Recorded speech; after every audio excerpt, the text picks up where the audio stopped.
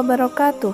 Kami dari kelompok 3 akan mempresentasikan materi metodologi studi Islam yang meliputi pengantar metodologi studi Islam, Islam dan studi agama, urgensi dan tujuan studi Islam, studi kawasan Islam, pendekatan studi Islam, manusia dan kebutuhan doktrin agama, ruang lingkup studi Islam, Islam sebagai sumber ajaran, sumber dan karakteristik ajaran Islam, metode memahami sumber ajaran Islam, model penelitian keagamaan, Islam dan gagasan universal, dinamika Islam kontemporer. Selamat menyaksikan. Pembahasan yang pertama yaitu mengenai pengantar metodologi studi Islam. Pengertian metode, metodologi, paradigma, dan pendekatan. Metode berarti jalan atau cara yang harus dilalui untuk mencapai sesuatu. Sedangkan metodologi menurut Robert Bugdan yakni proses, prinsip, dan prosedur yang biasa digunakan dalam mendekati suatu masalah guna untuk mencari jawaban atau solusi. Selanjutnya paradigma. Paradigma adalah suatu kerangka konseptual termasuk nilai, teknik, dan metode yang disepakati dan digunakan oleh suatu komunitas dalam memahami atau memersepsikan segala sesuatu. Selanjutnya pendekatan. Pendekatan adalah cara memperlakukan sesuatu, sementara metode merupakan cara mengerjakan sesuatu.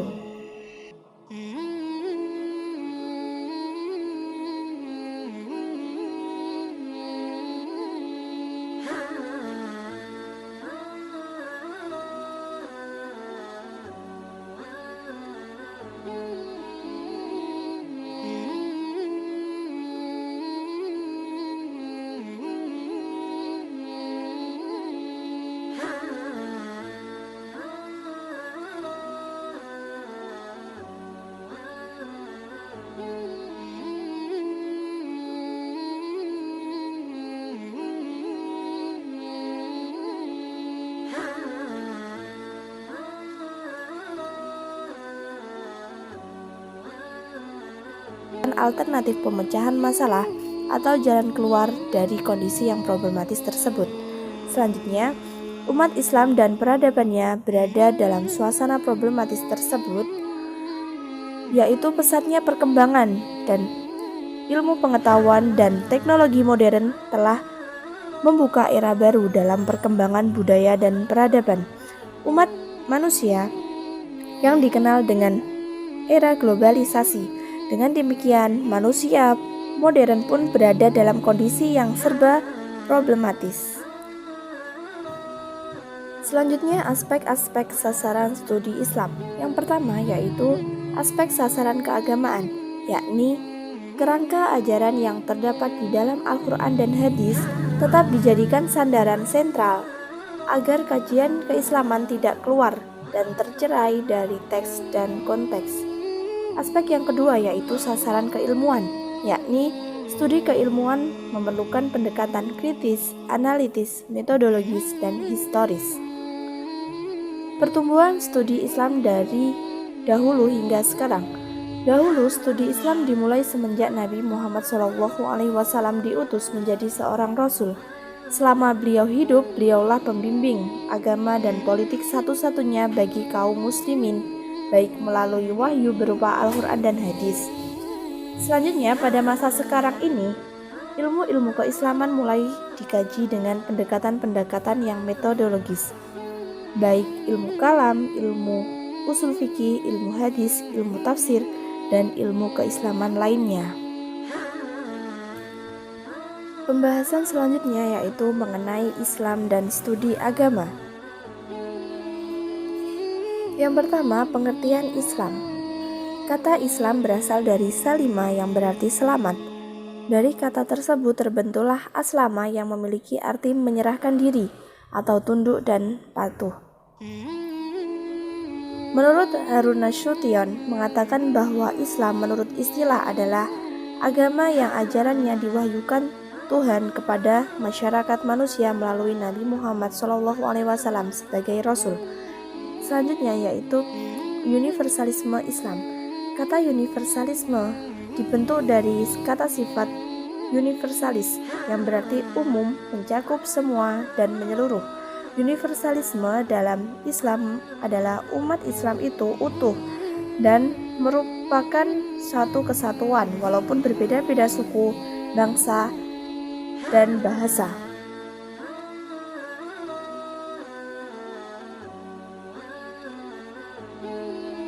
Dimensi baru dari kedatangan Islam.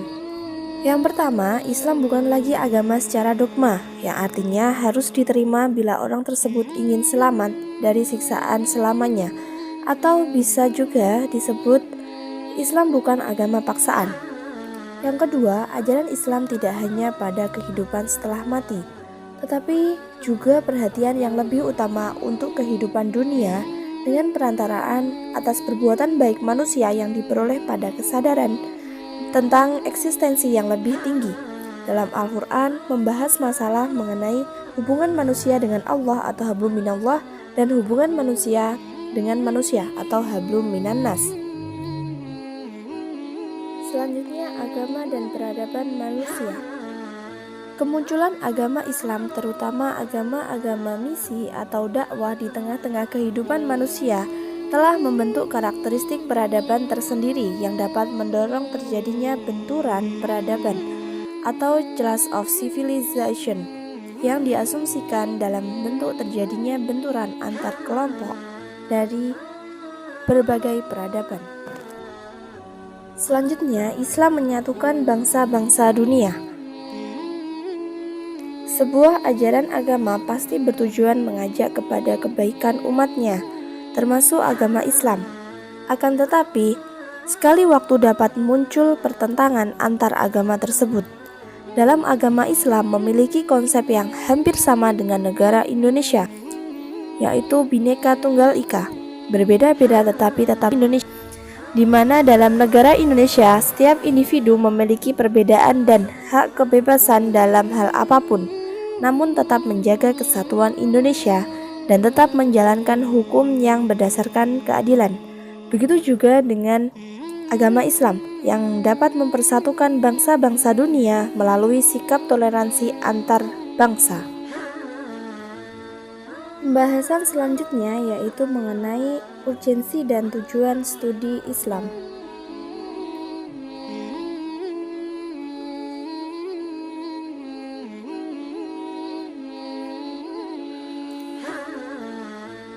Pengertian studi Islam. Studi Islam adalah usaha sadar dan sistematis untuk mengetahui dan memahami serta membahas secara mendalam seluk-beluk atau hal-hal yang berhubungan dengan agama Islam, baik ajaran, sejarah maupun praktik-praktik pelaksanaannya secara nyata dalam kehidupan sehari-hari.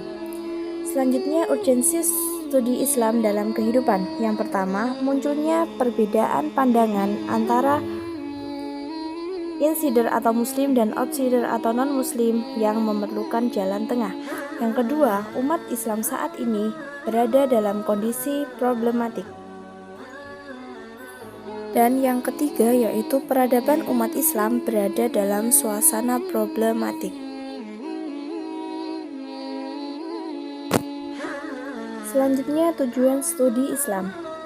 Menurut Muhaimin, arah dan tujuan studi Islam yaitu yang pertama, untuk mempelajari secara mendalam apa sebenarnya hakikat ajaran agama Islam itu dan bagaimana posisi serta hubungannya dengan agama-agama lain dalam kehidupan budaya manusia. Yang kedua, untuk mengetahui secara mendalam mengenai pokok-pokok isi ajaran agama Islam yang asli dan bagaimana penjabarannya pada operasionalnya dalam pertumbuhan dan perkembangan. Yang ketiga yaitu untuk mempelajari secara mendalam sumber dasar ajaran agama Islam yang tetap abadi dan dinamis.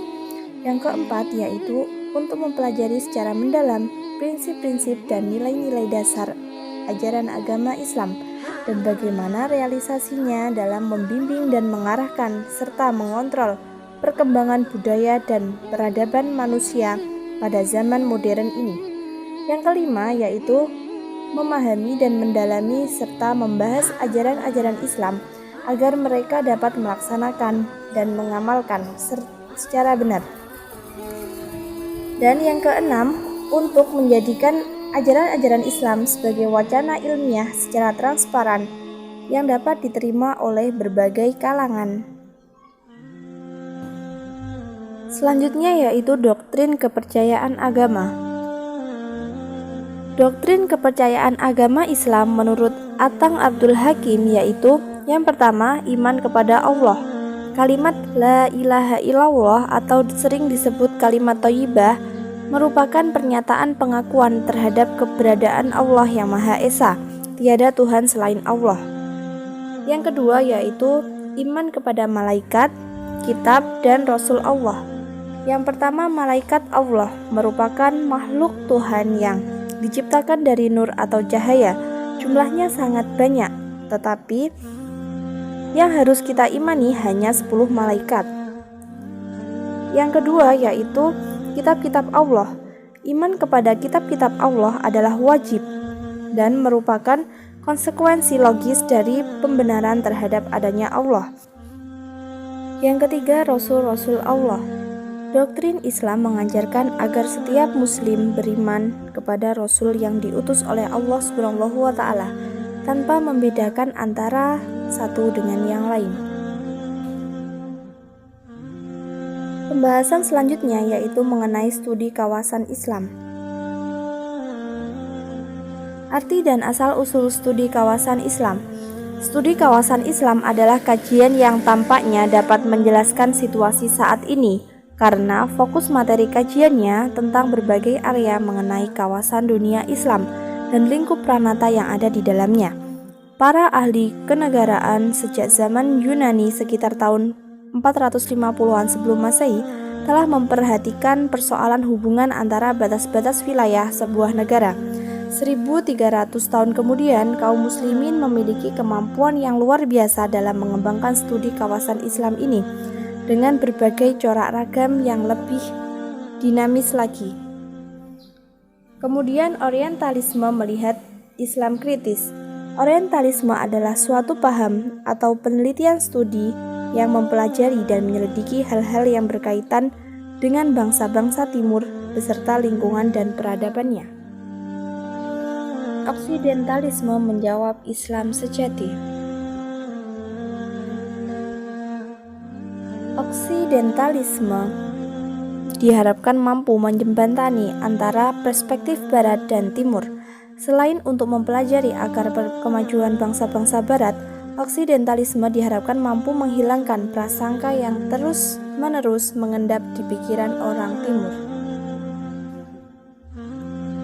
Dunia Islam sebagai objek studi antara timur dan barat. Landasan filologis yang pertama, epistemologis. Di dalam dunia barat, landasan ilmiah empirik rasional tidak ada justifikasi dari yang non-empiris. Sedangkan di dunia timur, landasan ilmiah non-empiris atau Al-Quran dan hadis sebagai landasan dan rujukan dari temuan rasio empirik. Kemudian ontologis, dalam dunia barat, manusia sebagai titik pusat alam semesta dan orientasi ilmu serta tujuan aktivitas. Dalam dunia timur, Tuhan sebagai titik pusat atau teosentrik, orientasi ilmu dan tujuan aktivitas. Selanjutnya, aksiologis. Di dunia barat, etika relatif kondisional. Di dunia timur, etika mutlak konstan. Kemudian, problem dan prospek pendekatan studi kawasan. Problematika yang dihadapi para penelitian dengan menggunakan penelitian studi area dalam studi Islam dan komunikasi Muslim, perbandingannya lurus besarnya dengan objek dan luas wilayah yang akan diselidiki. Semakin kompleks objek yang menjadi sasaran penyelidikan dan semakin luas wilayah yang dijangkaunya, maka semakin besar persiapan yang dilakukan untuk menerapkan studi area.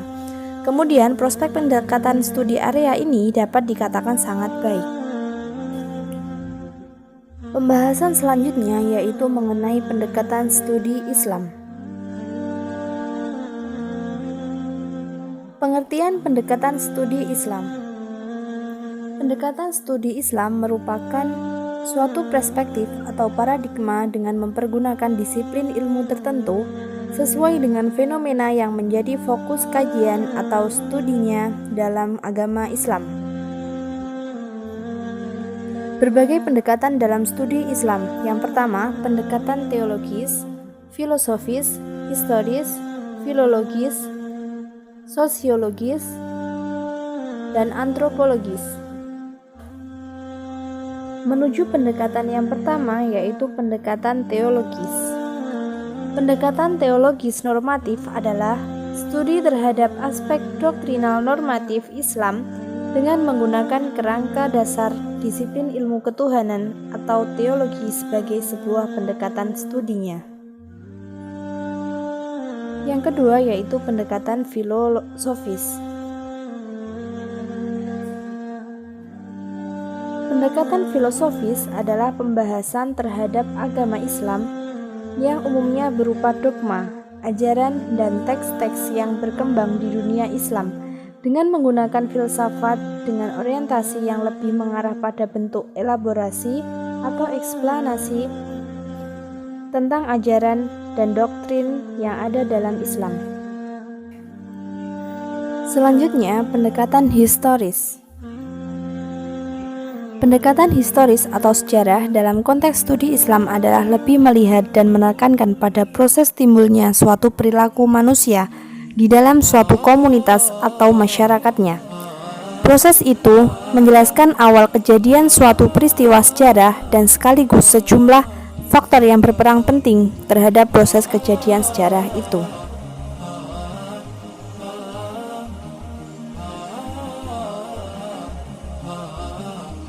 Selanjutnya, pendekatan filologis atau kebudayaan.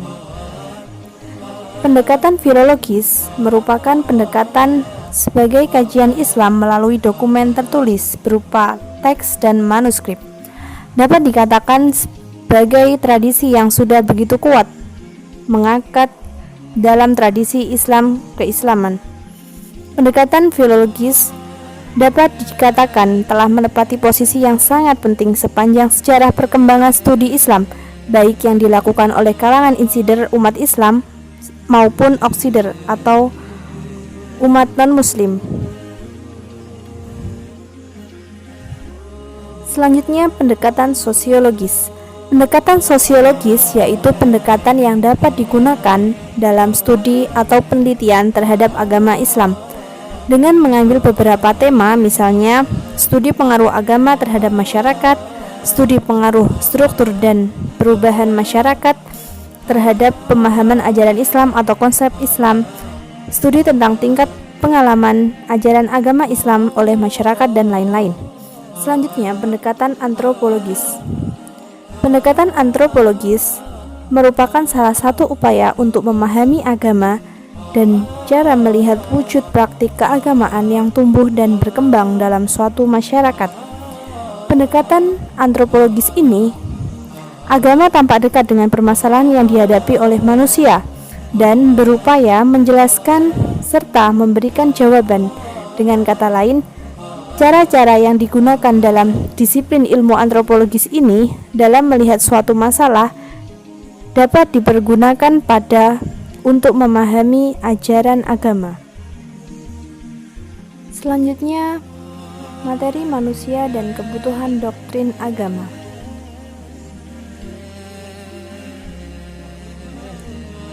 Definisi agama. Secara etimologis, agama berasal dari bahasa Sanskerta yang tersusun dari kata a yang berarti tidak dan gam berarti pergi. Dalam bentuk harfiah yang terpadu, kata agama berarti tidak pergi, tetapi di tempat, langgeng, abadi yang diwariskan secara terus-menerus dari satu generasi ke generasi selanjutnya. Agama merupakan suatu peraturan Tuhan yang mendorong jiwa seseorang yang memiliki akal untuk memegang peraturan Tuhan itu dengan kehendak sendiri untuk mencapai kebaikan hidup dan kebahagiaan kelak di akhirat. Selanjutnya, agama dan perkembangannya. Perkembangan agama disebabkan oleh beberapa faktor. Yang pertama, meningkatnya angka kelahiran dan menurunnya angka kematian. Islam diproyeksi sebagai satu-satunya agama yang meningkat lebih cepat dibandingkan dengan agama yang lain. Faktor selanjutnya yaitu murtad atau pindah keyakinan atau menjadi tidak terikat, baik ateis maupun agnostik. Bisa dilihat dari banyaknya penduduk Cina yang menjadi Kristen atau banyaknya penduduk di negara-negara mayoritas Kristen seperti Inggris menjadi Muslim. Selanjutnya, manusia terhadap agama. Ada beberapa faktor yang menyebabkan manusia memerlukan agama, yaitu yang pertama faktor kondisi manusia. Kondisi manusia terdiri dari beberapa unsur, yaitu unsur jasmani dan unsur rohani. Yang kedua, faktor status sosial. Status manusia adalah sebagai makhluk ciptaan Allah yang paling sempurna jika dibandingkan makhluk lainnya.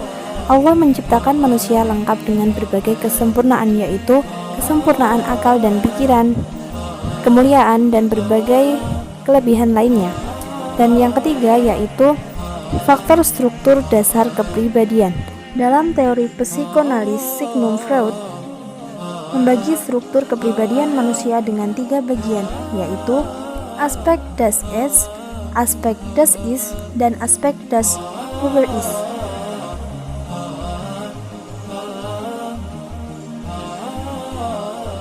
Selanjutnya yaitu fungsi agama dalam kehidupan.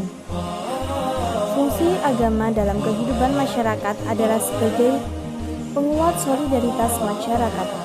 Sedangkan dari segi sains sosial, fungsi agama mempunyai dimensi yang lain, yaitu memberi pandangan dunia kepada satu-satunya budaya agama, menjawab berbagai pertanyaan yang tidak mampu dijawab oleh manusia, dan memainkan fungsi peranan sosial, memberi rasa kekitaan kepada suatu kelompok manusia. Selanjutnya, rasa ingin tahu manusia. Manusia lahir tanpa mengetahui sesuatu, ketika itu yang diketahuinya hanya saya tidak tahu. Tapi kemudian dengan panca indera, akal, dan jiwanya sedikit demi sedikit pengetahuannya bertambah. Dengan coba-coba pengamatan, pemikiran yang logis, dan pengalamannya ia menemukan pengetahuan. Namun, keterbatasan panca indera dan akal pada manusia menjadikan sebagai banyak tanda tanya yang muncul dalam benaknya tidak dapat terjawab. Hal inilah yang disebut dengan rasa ingin tahu manusia. Selanjutnya mengenai ruang lingkup studi Islam.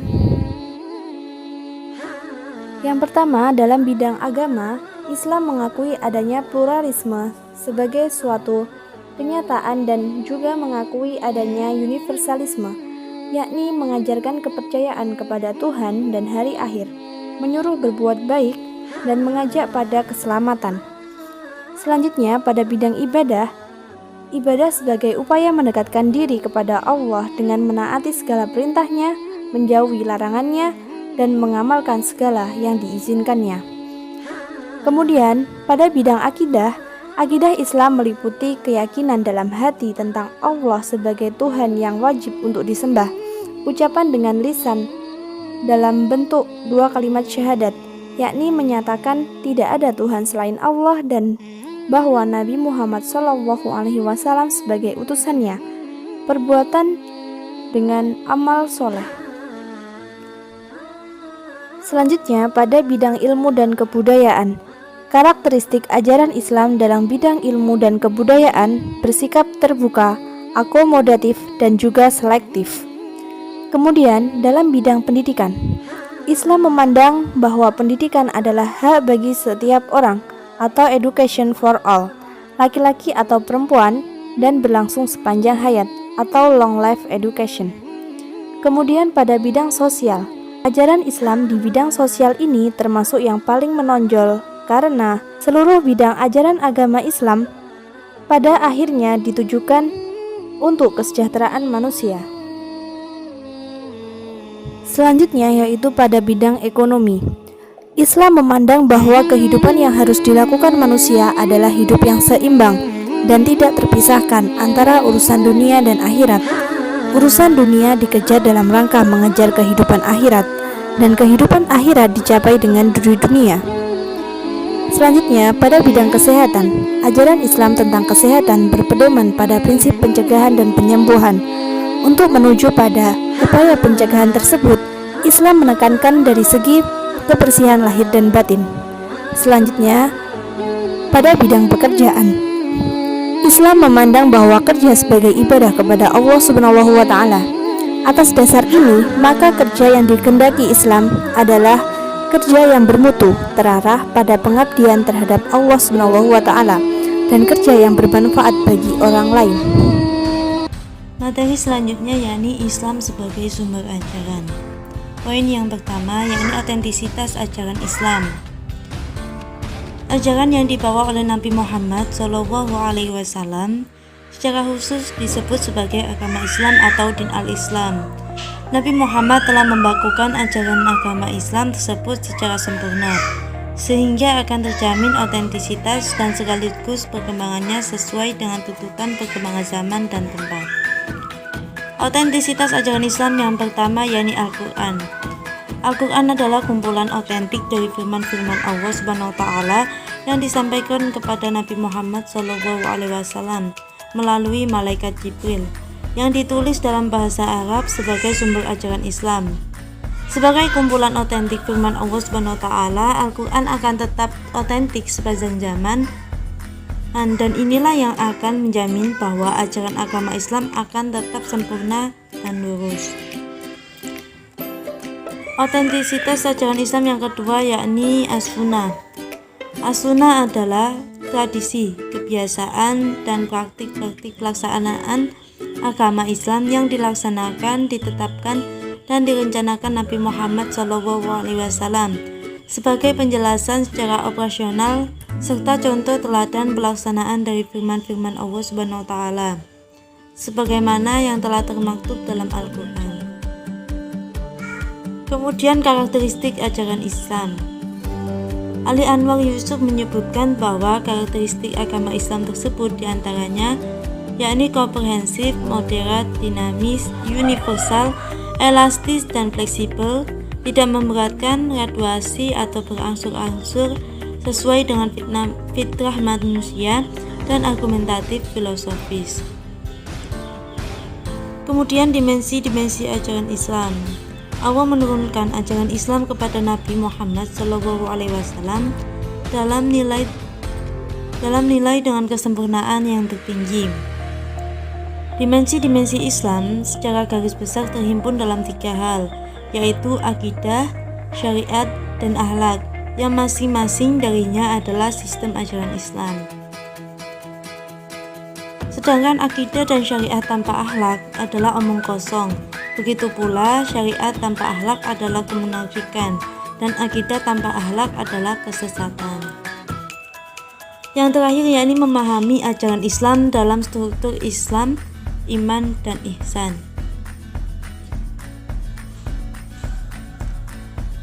Dasar Islam.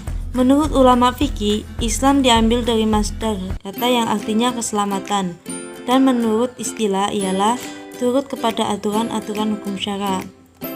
Sedangkan dasar iman secara umum yaitu percaya, khususnya percaya pada rukun iman yang 6 menurut akidah Sunni. Namun, dalam dimensinya yang lebih mendalam, iman tidak hanya cukup dengan sikap batin yang percaya atau mempercayai belaka, tetapi menuntut perwujudan lahiriah atau eksternalisasinya di dalam tindakan-tindakan. Yang terakhir yakni ihsan. Ihsan adalah ajaran tentang penghayatan pekat akan hadirnya Tuhan dalam hidup melalui penghayatan diri dengan menghadap dan berada di depan hadiratnya ketika beribadah. Pembahasan selanjutnya yakni sumber dan karakteristik ajaran Islam. Sumber ajaran Islam terbagi menjadi 2, yakni primer dan juga sekunder. Sumber ajaran Islam primer ada 2, yakni Al-Quran dan juga Al-Hadis. Sedangkan sumber ajaran Islam sekunder yakni ijtihad. Al-Quran merupakan sumber ajaran Islam yang mutlak, meskipun pemahaman terhadapnya menjadi relatif. Al-Quran tidak diragukan keautentikannya, Petunjuk Al-Quran ada yang menunjukkan kepastian atau qat'i, ada juga yang masih meragukan, yakni zanni. Kemudian yang kedua, al-hadis atau sunnah. Sebagai sumber yang kedua tidak sama dengan Al-Quran secara urut atau sampainya kepada kita. Hadis tidak semuanya autentik seperti Al-Quran. Hadis ada yang sahih, ada yang hasan, dan ada pula yang dhaif. Sedangkan sumber ajaran Islam yang sekunder ijtihad memberikan uraian yang lebih rinci di samping penjelasan Al-Quran dan juga Al-Hadis. Ijtihad diperlukan untuk menjawab permasalahan yang muncul karena perkembangan zaman dan pemikiran umat manusia. Dengan ijtihad inilah Islam akan selalu relevan dengan perkembangan yang terjadi hingga kapanpun. Selanjutnya, kerangka dasar ajaran Islam. Berdasarkan sumber ajaran agama Islam, baik Al-Quran maupun hadis, Nabi Muhammad SAW serta ditunjang oleh ijtihad para ulama, kerangka dasar ajaran Islam ada 3 macam, yaitu akidah, syariat, dan akhlak. Kemudian karakteristik Islam. Karakteristik ajaran Islam dapat diartikan sebagai suatu ciri khas dari ajaran yang diajarkan Nabi Muhammad SAW yang mempelajari tentang berbagai ilmu pengetahuan dan kehidupan manusia dalam berbagai bidang agama, muamalah yang di dalamnya termasuk ekonomi, sosial, politik, pendidikan, kesehatan, pekerjaan, lingkungan hidup, dan disiplin ilmu, yang kesemuanya itu berpedoman kepada Al-Quran dan Al-Hadis. Yang terakhir yakni Islam dan wacana pembaruan. Akibat adanya kontak antara Islam dan kemajuan Barat yang dimulai pada pembukaan abad ke-19 yang lalu, umat Islam juga dipengaruhi oleh pemikiran modern Barat. Akibatnya, dalam Islam timbul pemikiran pembaruan yang terus berjalan dan masih menjadi persoalan hingga sekarang. Akhir-akhir ini bahkan muncul di Indonesia kelompok-kelompok yang sering disebut Islam liberal, yang membawa pemikiran Barat yang liberal ke dalam pemikiran Islam. Wacana Islam liberal cukup menjadi persoalan tersendiri bagi Islam di samping persoalan lama yang terus menggejala hingga sekarang, yakni Islam fundamentalis. Selanjutnya kita akan membahas metode memahami sumber ajaran Islam part 1. Yang pertama yakni metodologi ulumul tafsir. Tafsir berasal dari bahasa Arab fasyara yufassiru tafsiran, yang berarti penjelasan, pemahaman, dan perincian. Selain itu, tafsir dapat pula berarti al-itla wa al-tabyin, yaitu penjelasan dan keterangan. Jika ditelusuri perkembangan tafsir Al-Quran sejak dahulu sampai sekarang, maka dapat ditemukan bahwa penafsiran Al-Quran secara garis besar melalui 4 cara atau metode. Yang pertama yakni metode tahlili atau analisis, yaitu suatu metode tafsir yang menjelaskan tentang kandungan ayat-ayat Al-Quran. Yang kedua, model ijmali atau global, yaitu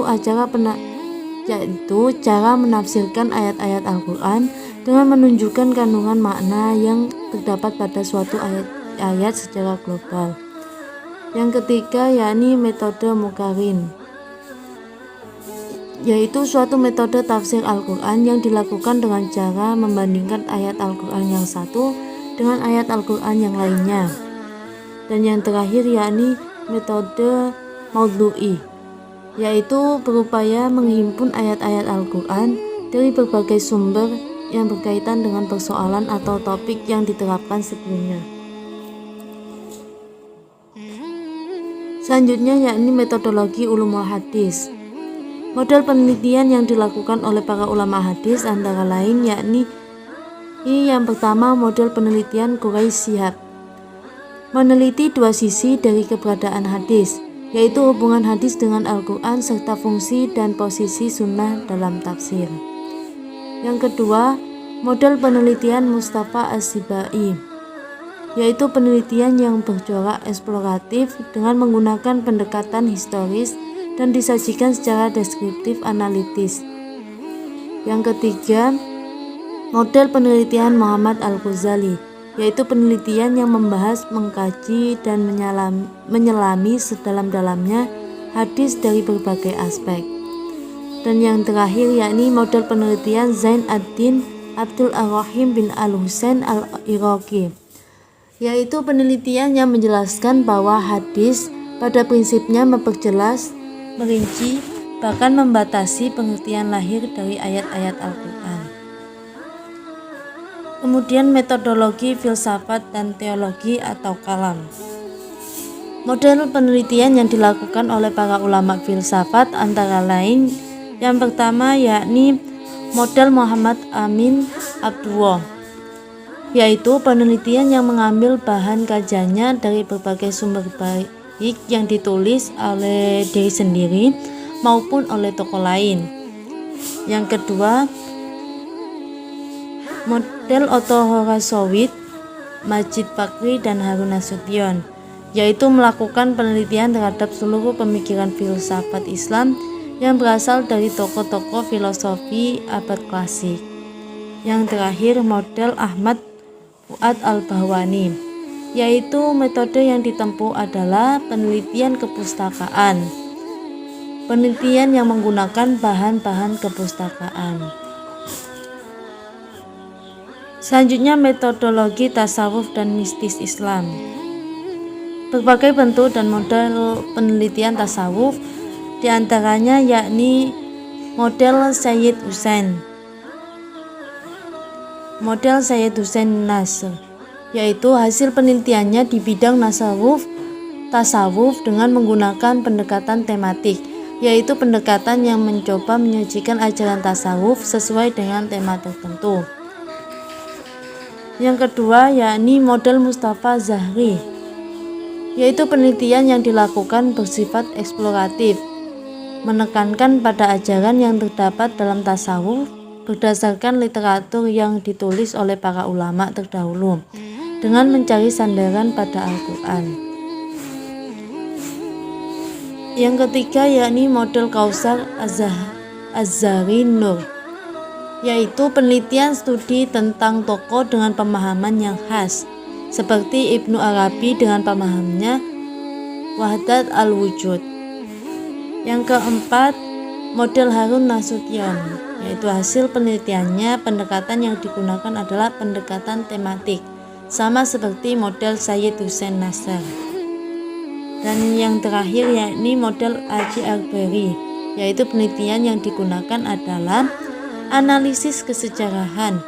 Berbagai tema tersebut dipahami berdasarkan konteks sejarah dan tidak dianalisis ke dalam konteks kehidupan modern.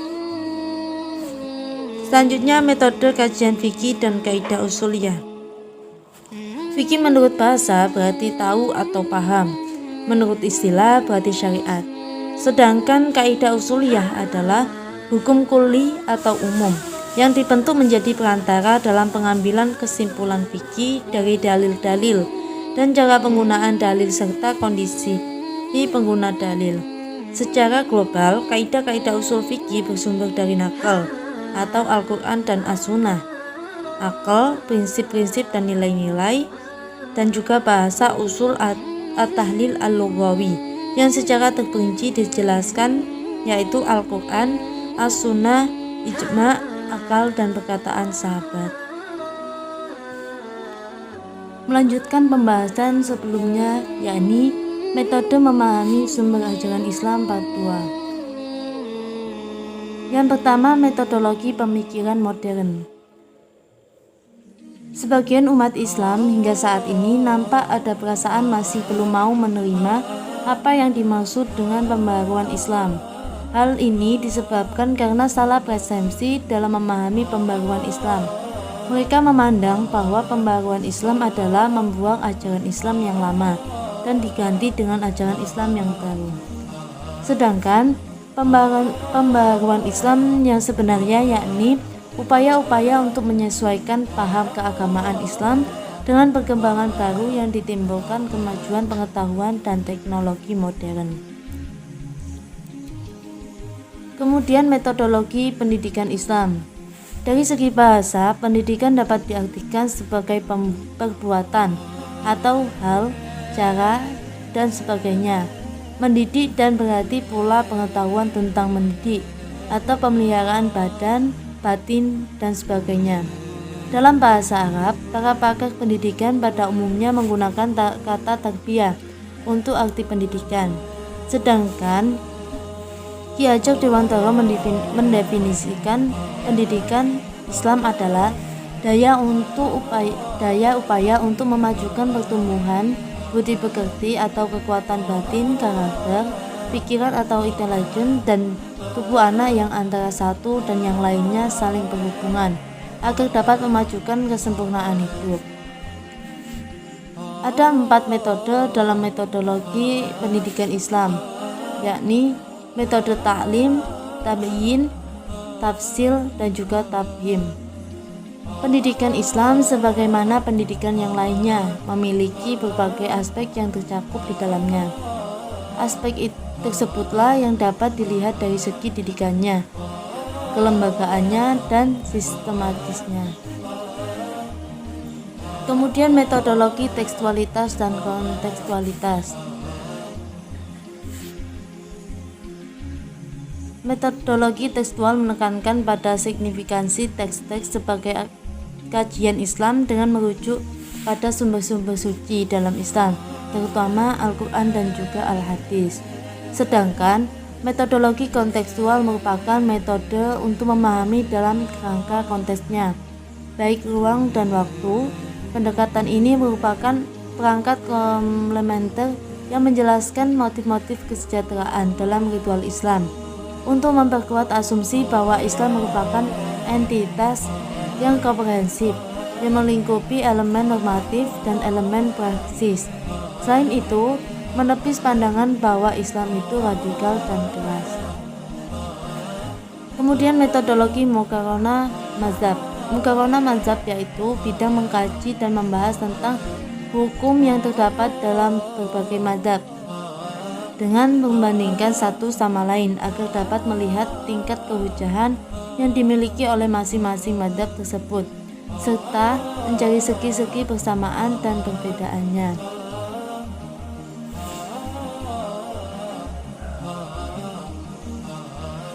Pembahasan selanjutnya yakni model penelitian keagamaan. Yang pertama yakni penelitian agama. Penelitian adalah upaya sistematis dan objektif untuk mempelajari suatu masalah dan menemukan prinsip-prinsip umum yang bertujuan untuk menambah pengetahuan. Sedangkan agama adalah kepercayaan yang dianut para penganutnya. Jadi dapat disimpulkan bahwa penelitian agama adalah pendekatan ilmiah yang diterapkan untuk menyelidiki masalah agama dari segi bentuk pelaksanaannya yang sampai sekarang masih menjadi perdebatan di kalangan sarjana muslim. Kemudian agama sebagai doktrin. Adanya ilmu usul fikih sebagai metode untuk mengistinbatkan hukum dalam Islam dan ilmu mustalah hadis sebagai metode untuk menilai akurasi dan kekuatan sabda-sabda Nabi Muhammad SAW atau disebut juga hadis. Hal tersebut merupakan bukti adanya keinginan untuk mengembangkan metodologi penelitian sendiri, meskipun masih ada perdebatan di kalangan para ahli tentang setuju atau tidaknya terhadap materi kedua ilmu tersebut. Kemudian agama sebagai produksi budaya. Budaya adalah keseluruhan sistem gagasan, tindakan, dan hasil kerja manusia dalam rangka kehidupan masyarakat yang dijadikan milik manusia dengan belajar. Budaya yang digerakkan agama timbul dari proses interaksi manusia dengan kitab yang diyakini sebagai hasil dan kreatif pemeluk suatu agama, tapi dikondisikan oleh konteks hidup lakunya, yaitu faktor geografis, budaya, dan beberapa kondisi yang objektif. Faktor kondisi objektif itulah yang menyebabkan terjadinya budaya agama yang berbeda-beda walaupun agama yang mengilhaminya adalah sama. Hal pokok bagi semua agama bahwa agama berfungsi sebagai alat pengatur dan sekaligus memudayakannya, dalam arti mengungkapkan apa yang ia percaya dalam bentuk budaya, yaitu dalam bentuk etis, seni, bangunan, struktur masyarakat, dan adat istiadat. Kemudian agama sebagai produk interaksi sosial. Islam sebagai sasaran studi sosial ini dimaksudkan sebagai studi tentang Islam sebagai gejala sosial. Hal ini menyangkut keadaan masyarakat penganut agama lengkap dengan struktur, lapisan serta berbagai gejala sosial lainnya yang saling berkaitan. Dengan demikian, yang menjadi objek dalam kaitan dengan Islam sebagai sasaran studi sosial adalah Islam yang telah mengejala atau yang sudah menjadi fenomena Islam. Kemudian penelitian agama dan penelitian keagamaan. Keagamaan adalah sifat-sifat yang terdapat dalam agama atau segala sesuatu mengenai agama atau soal-soal keagamaan. Jadi, penelitian keagamaan merupakan sebuah kegiatan ilmiah terhadap agama yang dapat menggunakan berbagai pendekatan. Model penelitian yang ditampilkan antara lain dengan data pembedaan antara peneliti agama dan peneliti hidup keagamaan. Kemudian model-model penelitian keagamaan. Model-model penelitian keagamaan diantaranya yakni analisis sejarah, analisis lintas budaya, eksperimen, observasi partisipatif, riset survei dan statistik, dan juga analisis isi.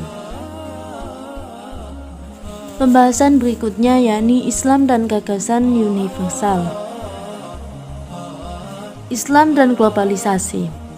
Dari segi bahasa atau etimologi, Islam berasal dari bahasa Arab, yaitu salima, yang mengandung arti selamat, sentosa, dan damai.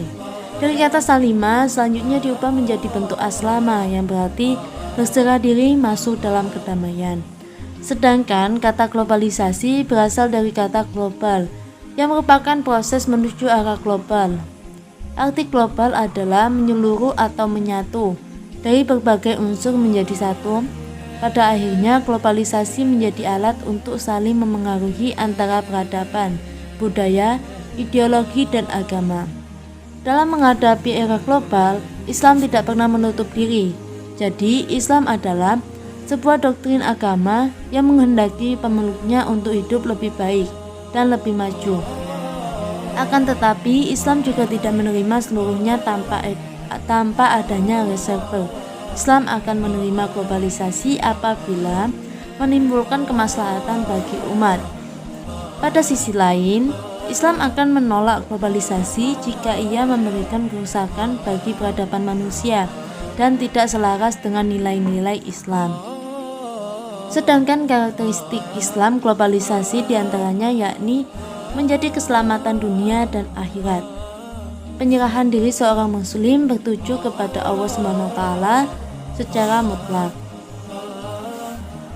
Kemudian modernisme dan puritanisme Islam.